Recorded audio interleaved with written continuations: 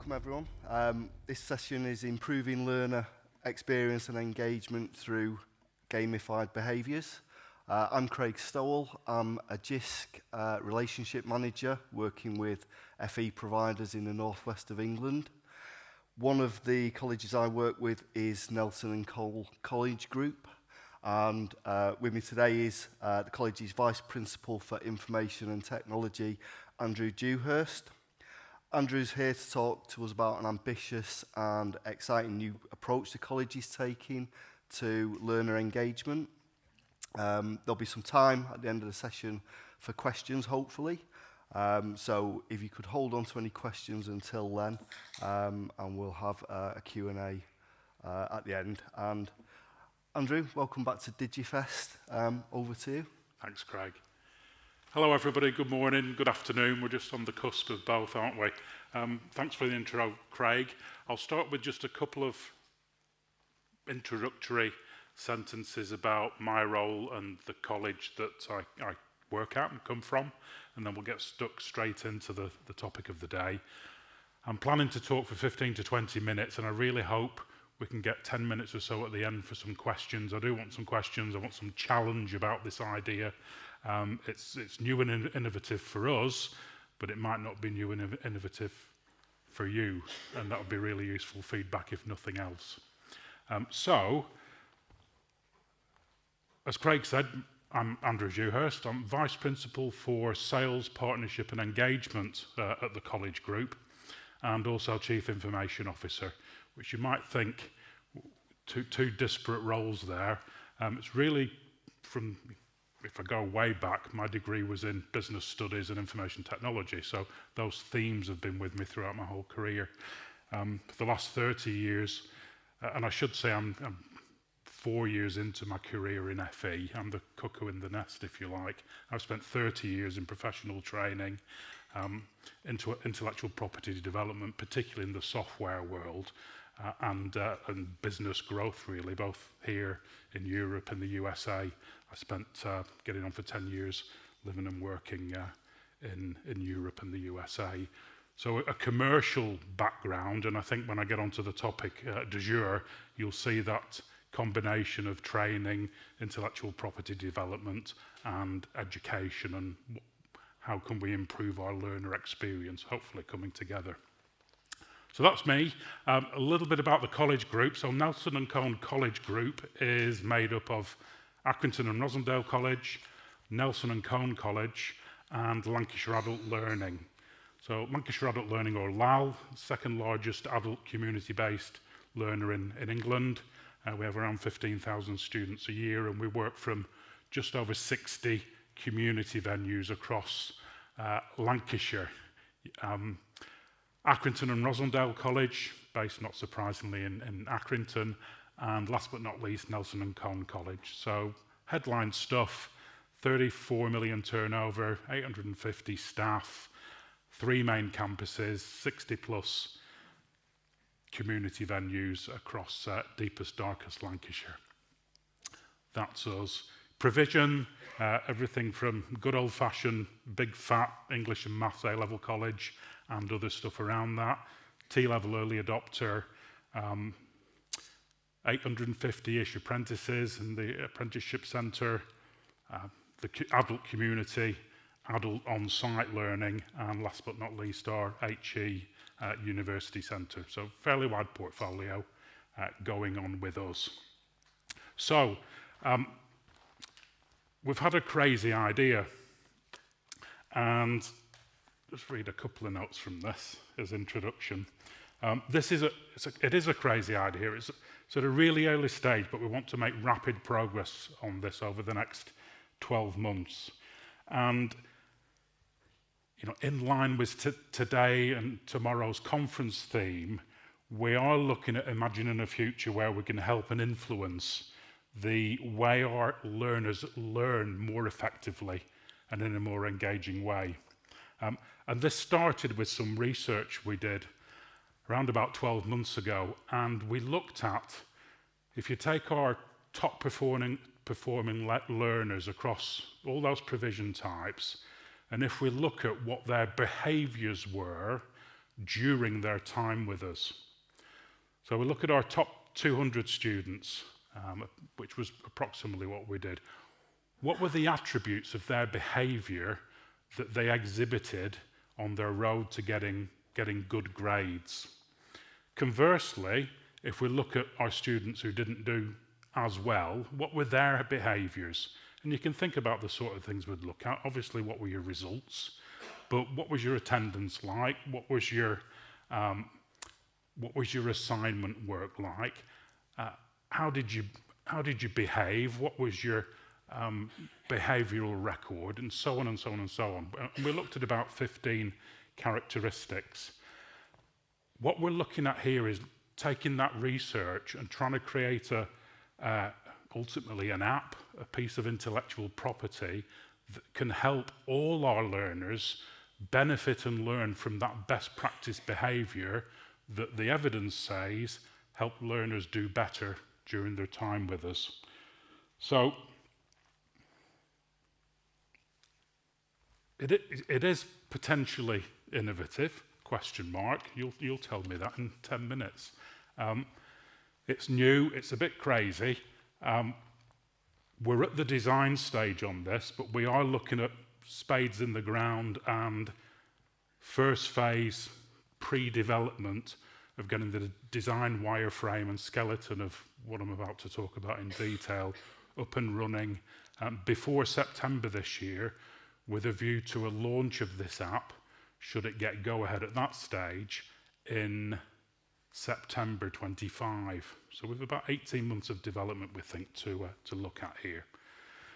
So enough of the preamble. What we're looking at is trying to create an app with that embedded best practice that I explained came from the research we did, that gives students potentially an esports, a gamified experience where they learn that good behaviour that's going to help them along their learning journey with us. We have a working title for this project of Project Sharpie. Sharpie, young people tell me, means this to them. It's not a coloured pen, as people of my generation might associate it. So Sharpie's just got some quite cool connotations, and that's our working title for this project at the moment. Just to stress, we think in terms of market research for what we're looking at here, this is reasonably innovative. There's a bit of blue sky thinking involved here. But one of my reasons for rocking up down to Birmingham today and tomorrow is to get some feedback on whether indeed that is the case, or does this thing exist? Because if it does, we just want to license it and use it.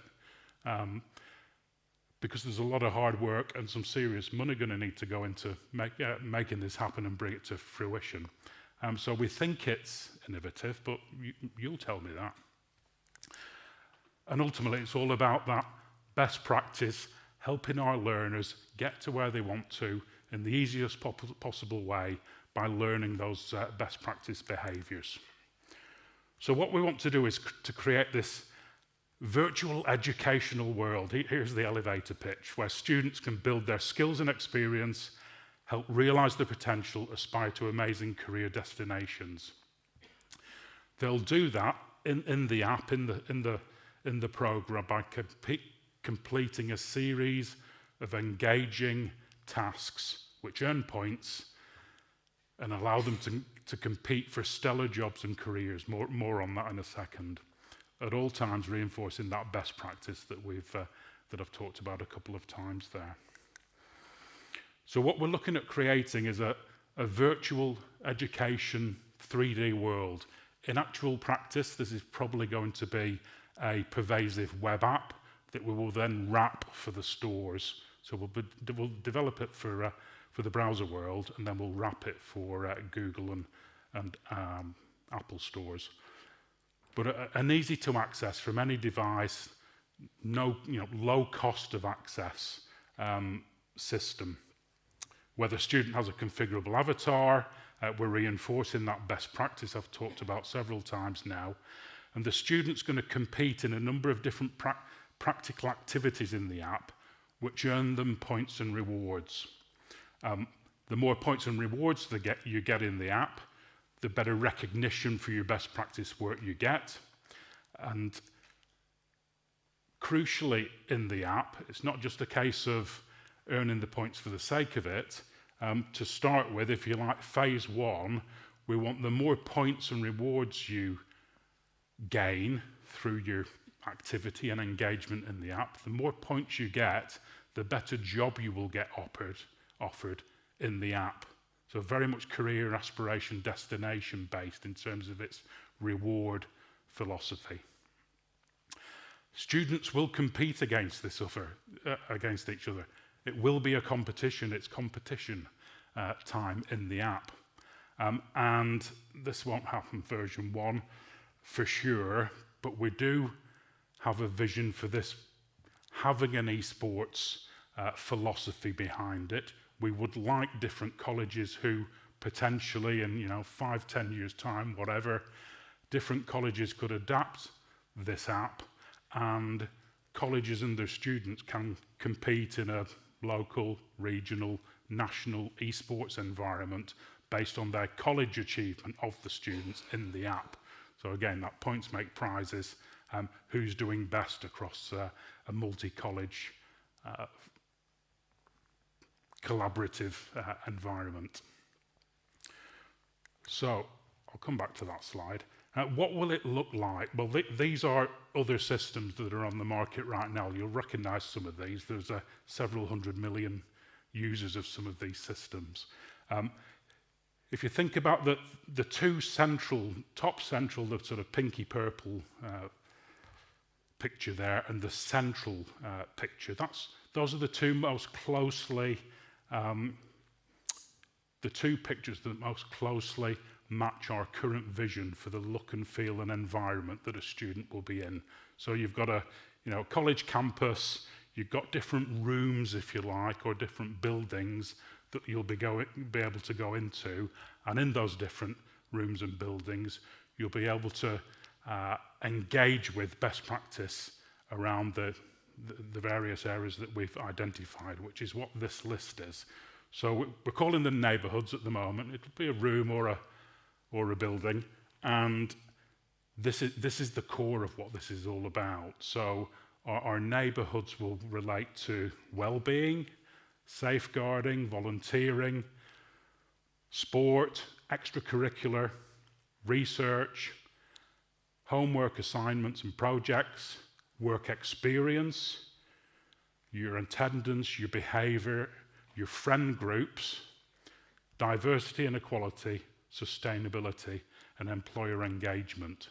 It's a big old list, but that's what the evidence that we did at the get-go here told us these were best practice attributes that high-performing students displayed, and that's what we want them to learn in these various rooms as they engage with the activities that will go on in there. That's what we want them to appreciate is important to get the most out of their learner experience with us.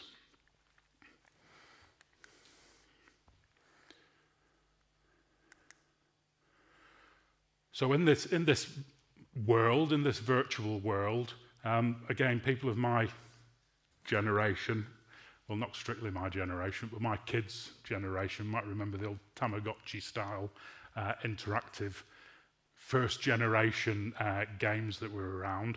That similar sort of mentality where you'll go into a room, there'll be an activity that you take part in that records the amount of engagement that you're displaying in the room and gives points and rewards off the back of that. There'll be login rewards for the amount of time that you spend in the app. There'll be visiting various neighbourhood rewards as well, and basically loyalty rewards around that. Just stepping back from what I'm talked about there, and I hope, this is conceptual, so I hope we've been able to give a flavour of what we're trying to achieve with this development. We think from our research there's nothing on the market that does this. We'll see in the next 5-10 minutes, won't we? Hopefully we'll get some serious feedback about that. So far, and in our next steps, we absolutely will be developing this with our students, for our students. That's absolutely key to getting the user experience right, if nothing else, with this development. Yes, we want to reinforce what it takes to succeed. You know, maybe there's some thought leadership here in the FE sector. I don't know, you'll tell me that.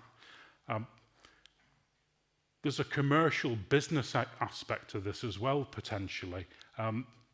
If we end up funding all of this, you know, if nobody comes to talk to us and say, look, we want a piece of that, we think that's a good idea, can we collaborate, can we partner? We'll own the intellectual property of this, which gives us the ability to potentially license this out to other people who may see some value in it. Equally, we've got conversations going on right now with potential development partners who want to do exactly that. So in a really simple world, we or several colleges could fund 50% of this, a development partner could fund 50%, we get 50% of the shares, we'll probably be setting up a separate business to do this. And we benefit from future rewards from any licensing that's done to other colleges, potentially. So future licensing potential and monetising the app. And there's a whole set of questions and challenge around that. How do we do that ethically and reinvest that money for the benefit of our students and the college, particularly given you know, recent changes in college status, as you'll all be aware of. So, next steps for us, we're very much on the, or in the phase of telling as many people as possible about this, while still keeping a few secrets up our sleeve in terms of that intellectual property and the actual gamified environment in the rooms. You'll notice I haven't spent too much time on that at all. But getting as much feedback now as possible with a view to doing a phase 1 design wireframe in the next 6 months. And then we'll have a stop-go, yes-no point in autumn term when we look at fully fledged development over the next 12 months. That's what we think is a reasonable timescale. With a potential version 1 launch in September 25, as I said earlier. So I've done what I intended to there, and I think in about 20 minutes given you a very high level overview of what we're talking about with Project Sharpie. I hope it's made sense, and I'm really hoping I get some questions and potentially some challenge from you. And we have got some microphones. I think we've got one on both sides of the room. So we've got 5 or 10 minutes now for some questions, which I'll do my very best to answer if I possibly can. There's a mic down here, there's a mic over there. So in time-honored fashion, stick your hand up and we'll, I've got to now democratically pick some, and you're just a blur of lights, so this could be difficult for me. Somebody else might have to pick. Hiya. Hello. I really like the idea. I just wanted to ask you about digital well-being. Yeah. So, have you got anything that you would do with the students if they're on the app maybe too much, or?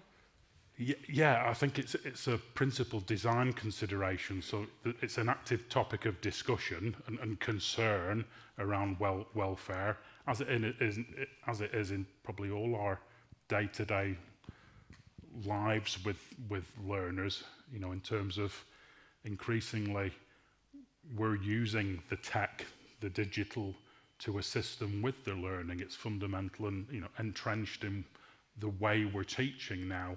So that concern exists whether we do this or not. I think the point is, how do we make sure we bring best practice around welfare into this? So, you know, we've talked about capping usage as a, you know, as a almost a parental control, if you like. I think that's probably a good thing. It doesn't feel enough to me. So I think it's a really good point. I don't know what the precise answer is yet, but we're talking about it and we need to do something around that. I think it's a really valid point. I mean, I'm sure you might need to try and encourage people to come on the app anyway. Yeah. But then I'm just thinking about the other side of it. There's a balance, isn't there? Yeah. We're not going into this to make money. So this isn't, you know, other brands are available. This isn't Candy Crush, and it's not the one with the King Royal Match or anything like that. That's not what this is about. We'll reinvest every penny that we potentially get back from this, if we do get anything back from it. So, you know, we approach this with the best of intentions, and we have to make sure we deliver those best intentions as well. Thank you. Hi, Andrew. Thank you very Hi. much for that. You mentioned the word balance there, and it nicely kind of segues into my question. Difficulty always with older people creating apps for younger people is ensuring that it meets the needs of what they find interesting without it being too much noise that they then delete. What balance did you find in maintaining learner engagement without sacrificing high expectations that you had for learning? Yeah, thank you. Really key consideration in terms of ultimately whether this is successful or not, isn't it? Or whether it's something that withers on the vein because we didn't get the user experience right. So a couple of things. I think that there are experts out there who specialise in user experience and delivery of software-based applications and solutions for young people. And there's some people who've made billions out of doing that. Now, again, our ethical approach to this is that, you know, this isn't Candy Crush and it's not Royal Match or anything like that. But how can we look at some of those behaviours that they use to entice users to repeatedly come back to an application, but get that balance right in the right way to make sure it's not over-delivering on its success, because there's a bad side to that. That's the link to the last point, isn't it? I don't feel like I've answered your question. So do you want to follow up on that, or was I close enough? No, you were doing fine. It was a very broad one. I suppose when you look to gamify, especially with digital teaching and learning, it can often be synonymous with people going, right, to get the engagement, we'll just make sure that we lower the expectation, because if we make it too hard, it's almost like video game achievements.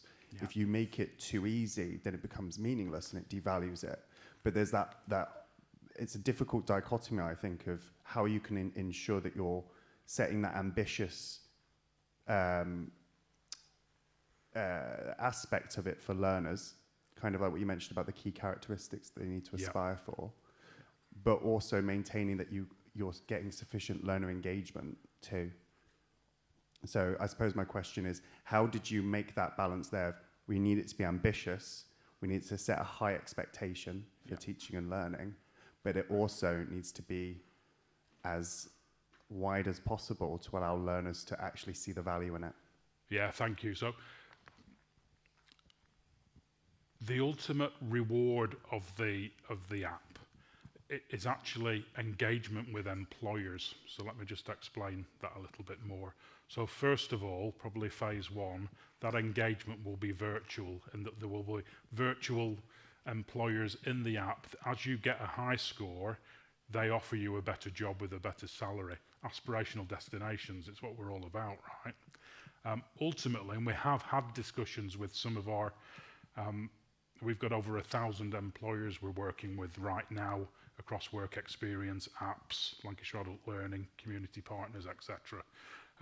We've got partners who are seriously interested in being a real employer in that app and potentially using the app to identify potential work experience students or employees of the future. So that's still relatively untested and undeveloped, but I think it's a really interesting idea. Could I? Hi. Hello. Hello, sorry. It's all right. I can see you looking, but very interesting. I do think that, well, I want to make some comment on the approach with regards to intellectual property and the conflict between educational value, or the potential conflict. In terms of what you're talking about software-wise, I've not heard anything that sounds particularly strong in terms of intellectual property. It's an idea, it's a game, a reward-based game essentially, and loads of them exist out there, as you've admitted yourself. To me, the real value seems to be, if you're looking for intellectual property value, seems to be much more in the understanding of how you implement it. So it's a consultancy value. And also, I feel that with the emphasis that you put in your talk, and I may have misunderstood this, and this is why I want to ask, I do feel that seems to almost be leading the drive, is the idea to commercialise this and to make some money from it. And that might be something to do with the politics of FE and things like that, with regards to the fact that, oh, we're putting energy into this, what can we get back? And I can appreciate that, but to me at the moment it's coming across as commercialisation first, education second. And with regards to that, I do feel that, obviously you've said that students are heavily involved in it and things like that, so it's their intellectual property as well in that respect. So what benefit are they going to get? But I just feel that at the moment, from what you're saying, it would be valuable to free it from that shackle of the intellectual property side of things, and to look at that later on down the line. To me, this would sound much more interesting if it was open source, for example, and that lots of colleges could get involved and things like that. And if there is a commercial value, it comes from the expertise that you guys develop along the way. So not really a direct question, more a comment and reflection on what you're saying, but I do think it's really interesting. So I hope that's not taken as too negative. Not at all, and it's still an active consideration for us. So a couple of comments. First one is you can't patent software. So in terms of intellectual property in software, that's really difficult. You can copyright your brand, but you can't patent software. That's just not physically possible. You can patent a database, but that's not what we're talking about here. In terms of who owns it, I think it's the harsh reality, and having done this for 30 years, many times in the commercial sector, somebody's got to pay for it. Yeah, we're probably talking for a phase 1.5 development here, £250,000 to £500,000, easy. So intellectually, philosophically, the idea of being able to open source this and have a community who collaborates to deliver it is fantastic. I'm the first in the queue for that. The reality is that's really hard to make happen and manage and deliver. So I'm still open-minded about that. This is about learner experience for our students. That's what is driving us, not the commerciality of it. But that is a necessary evil, if I can put it that way, to potentially make this happen. And I'd rather do something than do nothing. Just to come back on that, I think perhaps I appreciate your commercial experience. I also have commercial experience in software development and things like innovation grants and R&D tax credits and all the rest of it. I do think in that last statement you made, you were presenting a challenge in an open source development that actually could be an advantage. And if you want to have a chat about it later on, I'd be interested to. So thank you. Thanks very much. Thank you. I can see a hand down there. I can actually see you. Hello. Yeah, there seems to me to have quite a lot of overlap with cryptocurrencies, in that there are already environments out there that are offering a similar experience, or similar enough. So the overlap with cryptocurrencies, I'm thinking Decentraland, but there are others out there. It would seem to me that you turning those commercial open platform environments into an education slant would seem to be a better use of your time. I think there's a lot of how do you validate when somebody has achieved something, and that's what cryptocurrency is about. It's about having that one single incident that says this has happened, and we can be absolutely sure that it's valid and genuine.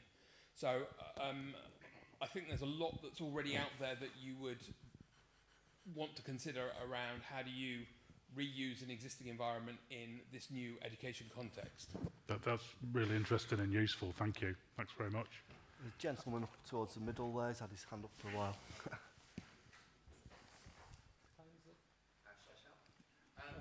So gamification is proven to be effective.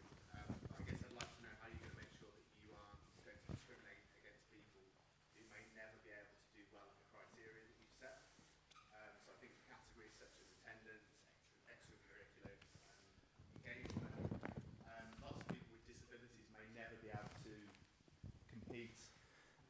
with other people on those levels. So I suppose are the ways that you could help this app to compete against themselves at kind of targets that they set, rather than pitching people against each other, because then I think it could become a real demotivator. And just to kind of suggest, I think it'd be good to have some kind of early feedback and testing with students with a range of disabilities, just so you can just make sure that you're not doing that. Yeah, thank you. I think it's a fantastic point, and it's one we're really concerned and worried about, that inclusivity and avoiding discrimination, and how do we achieve that? On the other hand, devil's advocate, critical friend, attendance is important, and we know from the evidence, and you all know this, if you don't attend, you don't achieve. So, we want to push that best practice in a way that is inclusive, not exclusive. And we've got to figure that out. That's part of the success of the development, is figuring that out in a effective way that is fair. Yeah, I think it's that whole correlation doesn't equal causation. So although there's a general kind of tie-in with data, there will be people with disabilities who will be outliers there, who will attend less frequently, but do as well as their peers, or do well. So it's just making sure that they don't get lost in that kind of system. Absolutely, yeah, totally agree. Thanks. We are out of time now, but very keen to carry on the conversation. So if you would like to talk to Andrew, please do come and find him around the event, or reach out to myself or your Jisc relationship manager to make contact. Thank you very much. Thank you.